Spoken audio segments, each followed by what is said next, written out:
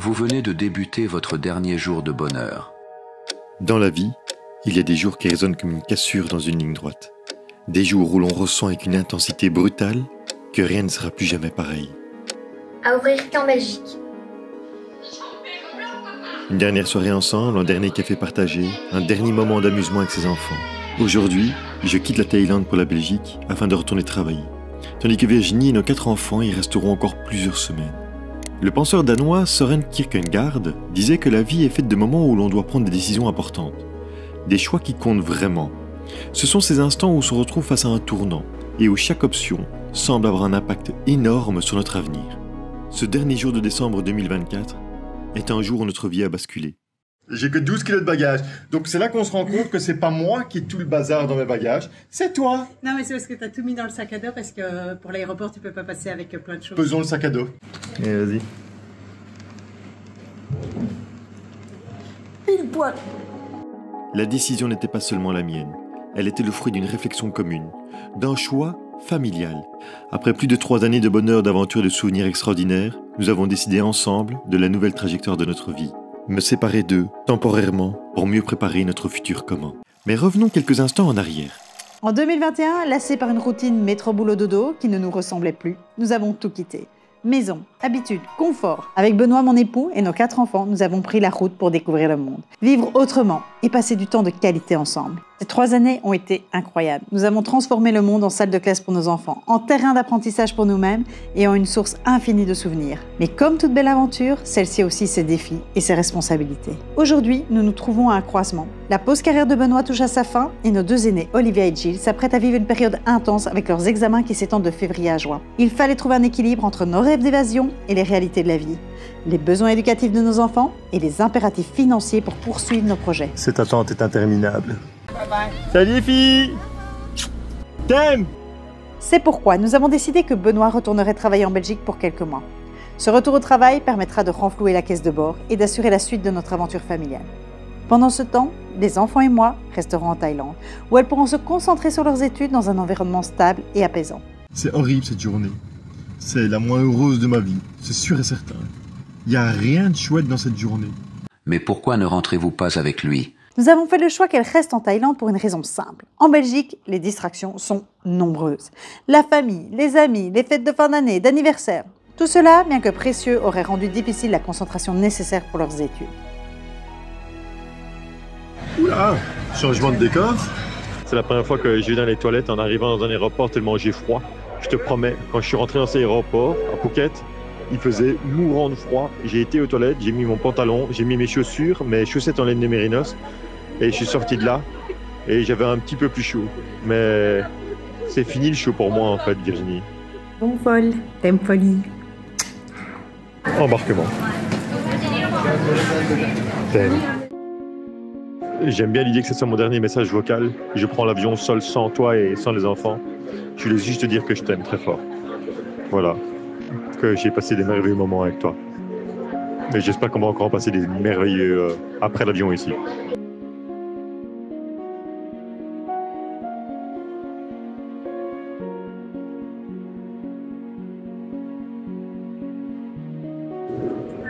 Bon, c'est officiel Virginie, je suis officiellement à Bangkok.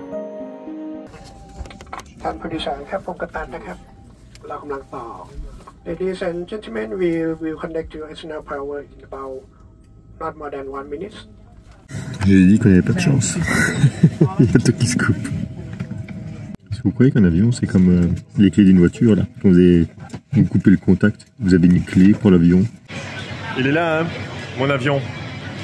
Bon, ben après avoir mangé un bon vieux McDonald's crapuleux, repris un café délicieux, je me rends à la gate D7 où je suis attendu pour prendre un avion pour Bruxelles. J'ai jamais autant parlé à Virginie par message, par WhatsApp, mais là il est plus de 21h, elle m'a dit oh, écoute, les 2 petites font dodo, moi aussi je vais m'endormir. Pour l'instant le manque ne se fait pas sentir, je me demande comment ça va se passer demain. Je vis la vie d'une personne seule dans un aéroport. Je m'ennuie un peu. Virginie, je pense à très fort à toi. Parce que là, je sais pas trop quoi faire. Je suis même en train de me demander, tiens, mais est-ce que j'ai bien mon portefeuille, mon passeport? Donc je vais vérifier. Alors mon GSM, je l'ai devant moi. J'ai mon portefeuille et j'ai mon passeport. Il y a un monde de malades dans cet aéroport. Tout ça, ça me fatigue. Regardez, hop. Voilà, entre les boutiques de luxe et tout ça, il me reste 200 bahts à devoir dépenser. Et en fait, je noie ma solitude en marchant. Je sais pas combien de pas j'ai déjà fait depuis tantôt. Ça m'aide à penser à autre chose. Je me suis dit que j'allais aller travailler. Mais il n'y a pas d'endroit calme avec une table, une chaise et une prise d'ordinateur pour brancher. Il n'y a rien. Il faut aller dans les lounges et ils sont remplis aussi.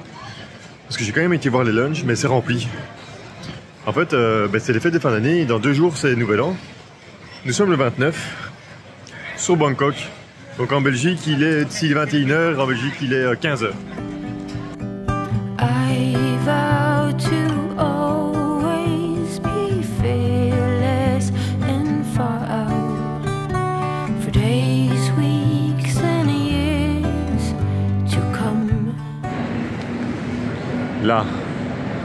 Là on va aller un jour. Enfin non, on retournera un jour. Et pas dans 20 ans, c'est sûr.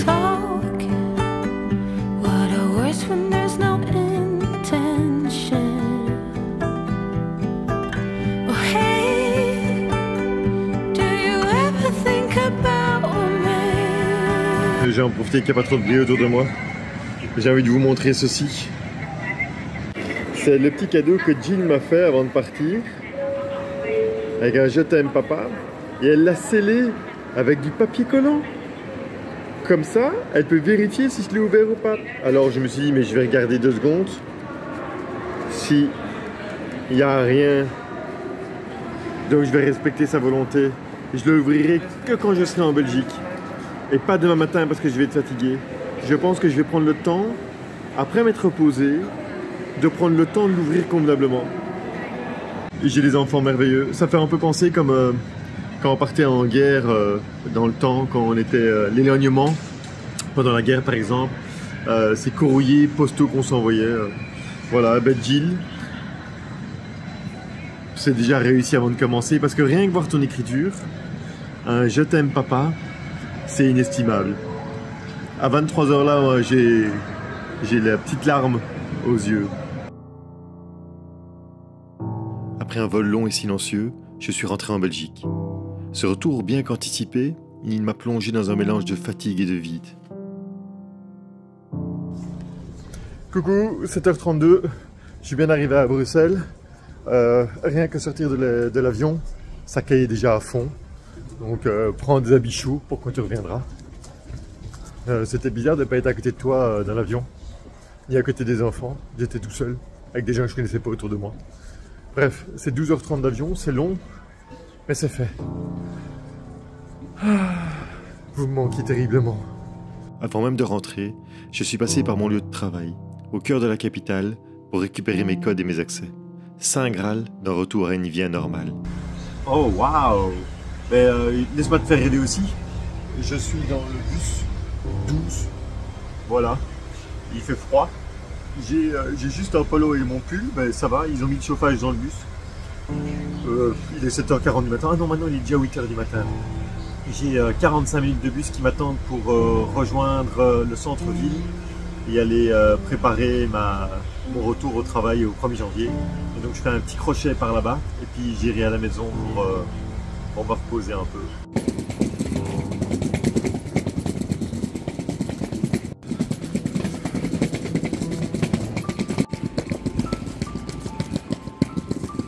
C'est officiel, en Belgique, ça caille.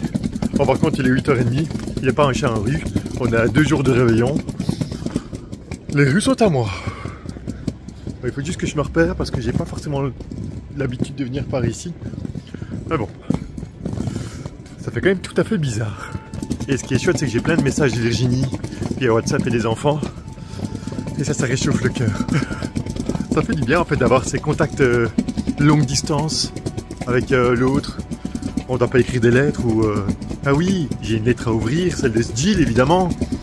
Mais là maintenant, si je veux envoyer un message à Virginie, ben, j'envoie un message direct en Virginie. Ça va quand même, j'espère, vachement aider le process, quoi. Allez, un petit quart d'heure de marche.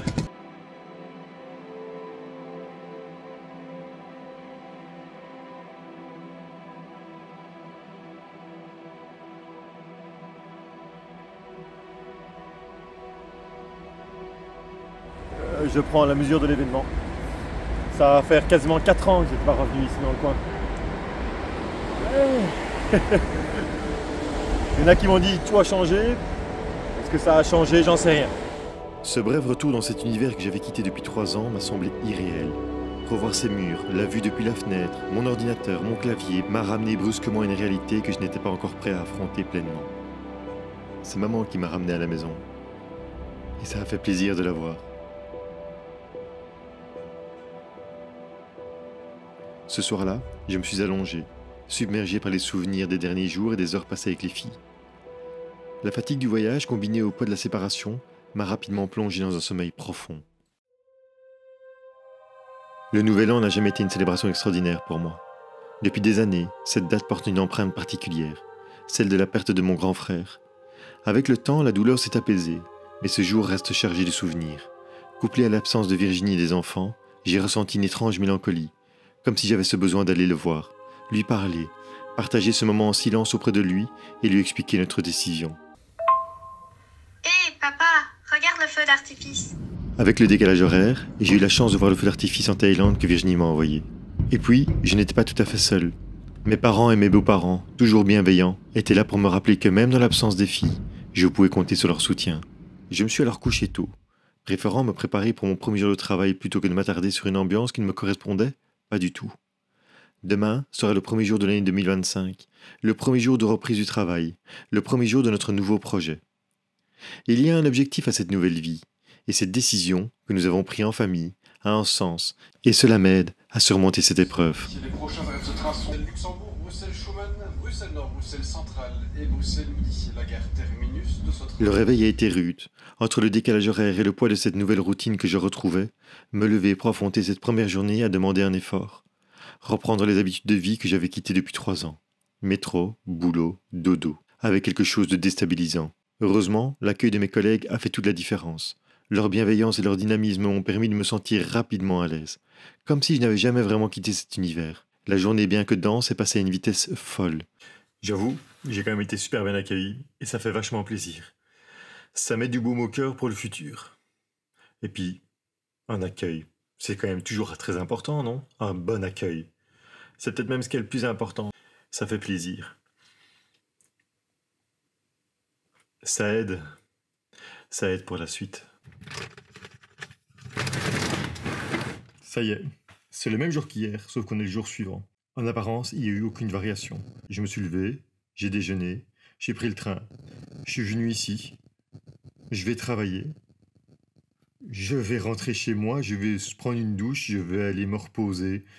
En gros, je suis reparti dans cette fameuse routine métro-boulot-dodo que j'avais fouillée il y a quelques années maintenant. C'est comme ça. Quelle vie, je vais devoir m'accrocher. Cette journée aurait pu être comme les 2 précédentes, mais la vie en a décidé autrement.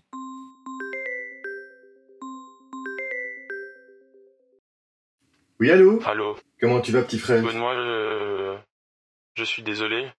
J'ai une affreuse nouvelle à t'annoncer.